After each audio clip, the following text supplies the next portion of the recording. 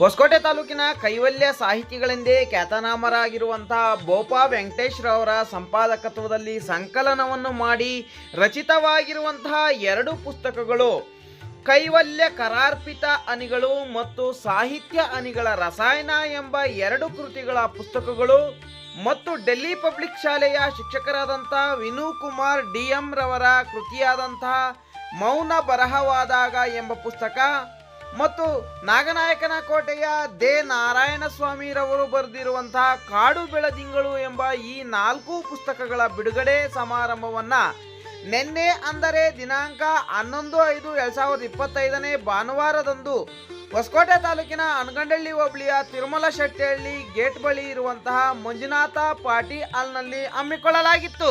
ಕಾರ್ಯಕ್ರಮದ ಅಧ್ಯಕ್ಷತೆಯನ್ನು ವಹಿಸಿದ್ದಂತಹ ಸಾಹಿತಿಗಳಾದಂತಹ ಲಕ್ಷ್ಮೀ ಶ್ರೀನಿವಾಸ್ ಮತ್ತು ಓಬಳಾಪುರ ಕೃಷ್ಣಪ್ಪನವರು ಪುಸ್ತಕಗಳ ಬಿಡುಗಡೆಗೊಳಿಸಿ ಲೋಕಾರ್ಪಣೆಗೊಳಿಸಿದರು.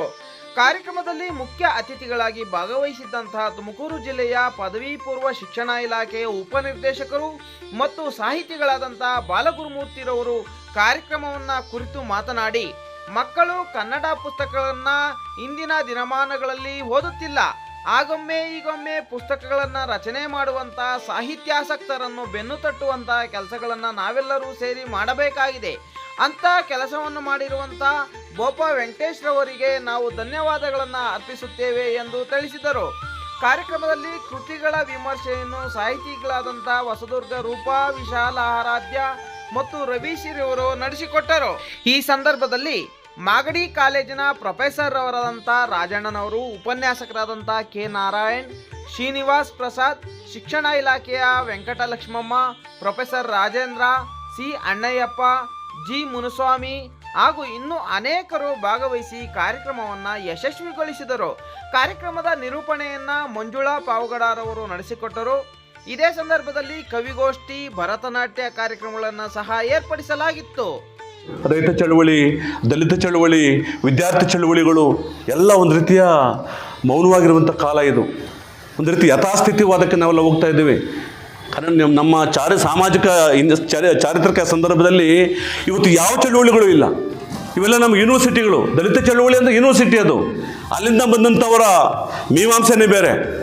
ರೈತ ಚಳುವಳಿ ಇವತ್ತು ನಂಜುಂಡಸ್ವಾಮಿಯವರ ಅವರ ವ್ಯಾಖ್ಯಾನಗಳೇ ಬೇರೆ. ಅದು ಇವತ್ತಿನ ಕಾಲಘಟ್ಟದಲ್ಲಿ ಏನಿದ್ದೀವಿ, ಯುದ್ಧೋನ್ಮಾದ, ವಾರ್ ನಡೀತಾ ಇದೆ. ನಾವು ಅವ್ರ ಬಗ್ಗೆ ಶ್ರದ್ಧಾಂಜಲಿ ಹೇಳ್ತಾ ಇದ್ದೀವಿ. ಉಕ್ರೇನು, ರಷ್ಯಾ, ಗಾಜಾನಲ್ಲಿ ಹೊಡಿತಾ ಇದ್ದಾರೆ. ಆ ಮಕ್ಕಳು ಪಾಪ ತಟ್ಟೆ ಹಿಡ್ಕೊಂಡು ಸಾಂಬಾರಿಗೆ ಕೈ ಚಾಚ್ತಾ ಇದ್ದೇವೆ. ಸಾವಿರಾರು ಜನ ಮಕ್ಕಳು. ನಮಗೇನು ಅನಿಸ್ತಾ ಇಲ್ಲಿರುವಂಥ ಜನ ಇದ್ದೀವಿ. ಏನು ಅನಿಸಲ್ಲ ನಮಗೆ. ಇವತ್ತು ಮನುಷ್ಯನಿಗೆ ಯಾವ ಸಂಕಟನೂ ಆಗಲ್ಲ. ಅವನ ಮಗ ಸತ್ರು ಮಾತ್ರ ಅವ್ನು ಕಣ್ಣೀರು ಹಾಕ್ಬೋದೇನೋ, ಇನ್ಯಾರು ಸತ್ರು ಕಣ್ಣೀರು ಹಾಕಲ್ಲ. ಆ ಸ್ಥಿತಿಗೆ ಸಂವೇದನೆಯನ್ನು ಕಳೆದುಕೊಂಡಿರುವಂಥ ಕಾಲಘಟ್ಟ ಇದು. ಎಲ್ಲ ಸೋಷಿಯಲ್ ಮೀಡಿಯಾಗಳು, ತುಂಬ ಸೋಷಿಯಲ್ ಮೀಡಿಯಾಗಳು. ಅದೇ ಇವತ್ತು ಟೆಕ್ಸ್ಟು. ಒಂದು 10 ಒಳ್ಳೆ ಪುಸ್ತಕಗಳನ್ನು ಓದದೇ ಇರುವಂಥ ಮಕ್ಕಳೀಗ. ಆ ಥರ ನೋಡಿದ್ರೆ ಸೆಕೆಂಡ್ PUC ಆದಮೇಲೆ ಅಲ್ಲಿಗೆ ಕನ್ನಡ ಕೆಲವರಿಗೆಲ್ಲ CET ನೀಟ್ ತಗೊಂಡು ಏನು ಪ್ರೊಫೆಷನಲ್ ಕೋರ್ಸಸ್ಗೆ ಹೋಗ್ತಾರೆ, ಕನ್ನಡ ಸಾಹಿತ್ಯದ ಪರಂಪರೆ ಅಲ್ಲಿಗೆ ಅವರು ಡಿಸ್ಕನೆಕ್ಟ್ ಆಗೋಗ್ಬಿಡ್ತಾರೆ. ಅಲ್ಲಿಗೇನೆ ಎಷ್ಟೆಲ್ಲ ಅಪಾಯಕಾರಿಯಾದ ಸಂದರ್ಭದಲ್ಲಿ ನಾವಿದ್ದೀವಿ ಅಂತಂದರೆ ಸರ್ಕಾರಿ ಶಾಲೆಗಳೇ ಮುಚ್ಚೋಗ್ಬೇಕೇನೋ ಆ ರೀತಿಯ ಸಂದರ್ಭದಲ್ಲಿದ್ದೀವಿ. ಏನೇ ಇರಲಿ, ಇಂಥ ಹೊತ್ತಿನಲ್ಲಿ ನಮ್ಮ ಸೀಮೆಯಲ್ಲಿ ಒಂದಷ್ಟು ಜನ ನಾವೆಲ್ಲ ಇಲ್ಲಿ ಭಾಳ ಸೀರಿಯಸ್ ಆದಂಥ ಸ್ಟೂಡೆಂಟ್ಸ್ ಇದ್ದೀವಿ. ನಾನು ಕೃಷ್ಣಪ್ಪರಿಗೆ ಹೇಳ್ತಿದ್ದೆ, ಏನಣ್ಣ ನಾವೆಲ್ಲ ಇದ್ದೀವಿ, ಆವಾಗ ತಿಂಗಳಿಗೆ ಒಂದು ಸಲ ಸೇರಿ ಇಡೀ ಜಿಲ್ಲೆಯ 4 ತಾಲೂಕುಗಳಲ್ಲಿ ಒಂದು 50 ಜನ ಕುಳಿತುಕೊಂಡು ನಮ್ಮ ಮುನ್ಸ್ವಾಮಿ ಅವ್ರದ್ದೊಂದು ಕವನಸಂಕಲನ ಬಂತು. ನಮ್ಮನ್ನೇ ಕರೆದಿರಲ್ಲ ಮುನ್ಸ್ವಾಮಿಯವರು. ಅಂದರೆ ನಾವು ಅವರು ಕಾವ್ಯವನ್ನು ಪ್ರೀತಿಸುವಂಥವ್ರು. ಅದನ್ನ ನೇರವಾಗಿ ಹೇಳ್ತಿದ್ದೆ ಸ್ನೇಹಿತರು, ಆ ಧೈರ್ಯ ಇಲ್ಲದೆ ಹೋದರೆ ಮಾತಾಡಲಿಕ್ಕೆ ಕಾವ್ಯದ ಬಗ್ಗೆ ಮಾತಾಡಬಾರ್ದು. Nobody has right to talk about poetry. ಅದು ವೈಯಕ್ತಿಕ ಆಗೋಗ್ಬಿಡುತ್ತೆ ಇಲ್ಲದೆ ಹೋದರೆ. ಅತ್ಯಂತ ಧೈರ್ಯವಾಗಿ ಎಲ್ಲವನ್ನೂ ಮುಖದ ಮೇಲೆ ಹೇಳುವಂಥದ್ದು ಸಾಹಿತ್ಯದ ಒಂದು ಪ್ರೀತಿ, ಅದು ಸಾಹಿತ್ಯದ ಒಂದು ಸಂಕಲ್ಪ. Otherwise is no more. ಅದಕ್ಕೇನು ಅಕಾಡೆಮಿಕ್ ಡಿಗ್ರೀಸ್ ಬೇಕಾಗಿಲ್ಲ. ಏನು ಹೇಳ್ತಾ ಇದ್ದೆ ಅಂದರೆ, ನಮ್ಮ ಗ್ರಾಮಾಂತರ ಜಿಲ್ಲೆಯಲ್ಲಿ ಒಂದು ಕಡೆ ಸೇರಿ ನಾವು ಆಗೊಮ್ಮೆ ಈಗೊಮ್ಮೆ ಕೆಲವು ಒಳ್ಳೆ ಪುಸ್ತಕಗಳ ಬಗ್ಗೆ ಮಾತಾಡೋದು, ಬರೀತಾ ಇರೋಂಥವ್ರು ಬೆಂತಟ್ಟುವಂಥದ್ದು, ನಾವು ಏನಾದರೂ ಬರೆಯುವಂಥದ್ದು, ಇದನ್ನು ಮಾಡದೆ ಹೋದರೆ ನಾವು ನಮ್ಮ ಆಯುಸ್ಸನ್ನ ಕಳ್ಕೊಂಡು ಸುಮ್ಮನೆ ಹೊರಟೋಗ್ಬಿಡ್ತೀವಿ. ವ್ಯಥೆಗಳಲ್ಲಿ, ವ್ಯಥಾನಕಗಳಲ್ಲಿ ನಾವು ಗುಣುಕ್ಕೊಂಡು ಮನೆಯಲ್ಲೆಲ್ಲ ಒಂದು ಗುಣುಕ್ತಾ ಹಿಂಗೆ ಕಾಲ ಕಳೆದು ಬಿಡ್ತೀವಿ.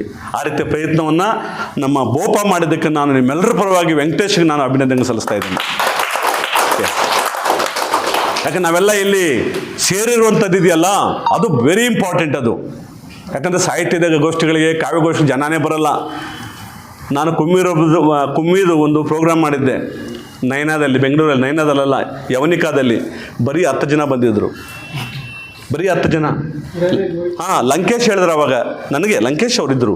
ಬಾಲಗುರುಮೂರ್ತಿ 10 ಜನ ಇಂಪಾರ್ಟೆಂಟು, ಯಾಕಂದರೆ ಕಾವ್ಯದ ಬಗ್ಗೆ ಕೇಳಲಿಕ್ಕೆ ಬಂದಿದ್ದಾರೆ ಅವರು, ರಾಜಕಾರಣದ ಬಗ್ಗೆ ಕೇಳಲಿಕ್ಕೆ ಬಂದಿಲ್ಲ, ಸ್ಟಾರ್ಟ್ ಮಾಡಿ ಪ್ರೋಗ್ರಾಮ್ ಅಂತಂದರು ನಮಗೆ. ಹಾಗಾಗಿ ಇಷ್ಟು ಜನ ಸೇರಿದಾರಲ್ಲ, ಇದು ಭಾಳ ಮುಖ್ಯ. ಇನ್ನೂ ಎಷ್ಟೋ ಜನಕ್ಕೆ ಮೆಸೇಜ್ ಗೊತ್ತಿರಲ್ಲ ಪಾಪ ಅವ್ರಿಗೆ. ಇಲ್ಲಾಂದರೆ ಇವತ್ತಿಗೂ ಆ ರೀತಿಯ ತುಡಿಯುವಂಥ ಮನಸ್ಸುಗಳು ಇದ್ದಾವೆ. ನನ್ನೊಂದು ಕಾದಂಬರಿ ಬರ್ತಾ ಇದೆ, ನಾನು ಹೇಳ್ತೀನಿ, ದ್ಯಾವನಗೊಂದಿ ಅಂತಂದ್ರೆ ಹೆಸರು. ನಾನು ನೋಡಿದಂಥ ಒಂದು ದ್ಯಾವನಗೊಂದಿ, ತುಂಬ ಪ್ರೀತಿ ದ್ಯಾವನಗೊಂದಿ ನನಗೆ. ಅದು ನಮ್ಮೂರಲ್ಲ, ನಮಗೆ ನಾಗರಿಕತೆ ಕೊಟ್ಟಂಥ ಊರು. Bus stand, bus, post office, ಆಮೇಲೆ ಆ ರೀತಿ ಎಲ್ಲ ಅನುಭವವನ್ನು ಕೊಟ್ಟಂಥದ್ದು ಯಾವುದೋ ದ್ಯಾವನಗೊಂದಿ. ನಮ್ಮ ಮೂಲಕ ನನಗೆ ಜಗತ್ತನ್ನು ನೋಡಲಿಕ್ಕೆ ಒಂದು ಕಣ್ಣು ಕೊಟ್ಟಂಥ ದ್ಯಾವನಗೊಂದಿ. ಅದು ನನ್ನ ಊರು ಏನಿದೆ, ನನ್ನ ಸ್ವಂತ ಊರು. ಬಡ್ಡಿ ಕಾಸುಗಳು ಕೊಟ್ಟು ಬಡವ್ರನ್ನ ಕಟ್ಟಾಕಿ ಹೊಡಿತಂಥ ಊರು, ಅದು ನನ್ನ ಊರೇ ಅನಿಸಲ್ಲ ನನಗೆ. ಯಾವಾಗಾದ್ರೂ ಕುವೆಂಪು ಪೋಗುವೆ ಮಲೆನಾಡಿಗೆ, ನನ್ನ ಮನೆ ಅಂದರೆ ನಮಗೆ ಅದು ಇಷ್ಟನೇ ಆಗಲ್ಲ. ಅದು ನಮ್ಮ ಮನೆಗಳ ಬಗ್ಗೆ, ನಮ್ಮ ಊರುಗಳ ಬಗ್ಗೆ ನಮಗೆ ಅಗಾಧವಾದ ನೋವಿದೆ. ಆ ರೀತಿ ನೋಡಿದ್ರೆ ದೇವನಗೊಂದಿ ನಮಗೆ ಒಂದು ರೀತಿ, ನನಗೆ ತುಂಬ ಪ್ರೀತಿಸುವಂಥ ಒಂದು ಊರು. ಹಾಗಾಗಿ ಕೊನೆಯದಾಗಿ ನಾನು ಅವ್ರಿಗೆಲ್ಲರಿಗೂ ಶುಭ ಹಾರೈಸ್ತಾ, ನನ್ನ ಹೆಸರು ಲಕ್ಷ್ಮೀ ಶ್ರೀನಿವಾಸ್ ಅಂತ. ಕವನದ ಶೀರ್ಷಿಕೆ ಭಯೋತ್ಪಾದನೆ. ಸಂಚುಗಳ ಮಾಡುತ್ತಲೇ ಕದಡಿಹರು ನೆಮ್ಮದಿಯ, ನಾಡು ನುಡಿಗೆ ಆತಿಹರು ಕೊಡಲಿಯ.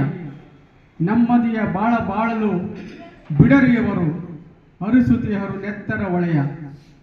ಬಲಿಯಾಗುತ್ತಿಹರು ಅಮಾಯಕ ಜನರು. ನನ್ನ ಹೆಸರು ವಿದ್ಯಾಶ್ರೀಯ, ನನ್ನ ಊರು ಗಂಗವಾರ.